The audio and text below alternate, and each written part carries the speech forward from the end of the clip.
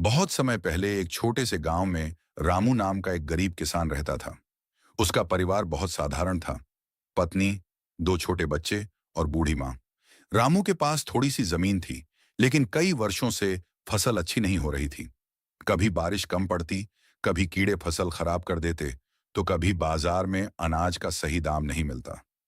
दिन रात मेहनत करने के बावजूद घर का खर्च मुश्किल से चलता था। कई बार बच्चों को भरपेट भोजन भी नहीं मिल पाता था।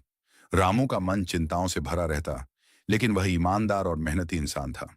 गांव के बाहर एक प्राचीन शिव मंदिर था।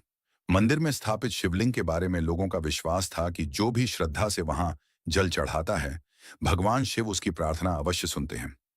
एक दिन रामू बहुत दुखी होकर मंदिर पहुंचा। उसकी आंखों में आंसू थे। उसने पुजारी से कहा, मैं पूरी मेहनत करता हूं, फिर भी मेरे परिवार की परेशानी दूर नहीं होती। मैं क्या करूं? पुजारी मुस्कुराए और बोले, बेटा, हर सुबह सच्चे मन से भगवान शिव को एक लोटा जल अर्पित करो और उनसे शक्ति, धैर्य और सही मार्ग की प्रार्थना करो। अगले दिन ब्रह्म मुहूर्त में रामू जागा। वह नदी से साफ जल भरकर लाया और मंदिर में शिवलिंग पर अर्पित किया। उसने हाथ जोड़कर कहा, हे भोलेनाथ, मुझे इतना सामर्थ्य दें कि मैं अपने परिवार का पालन कर सकूं। उस दिन से यह उसका नित्य नियम बन गया।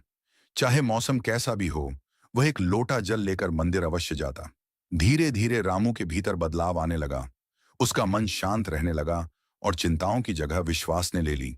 उसने खेतों में नई लगन से काम करना शुरू किया।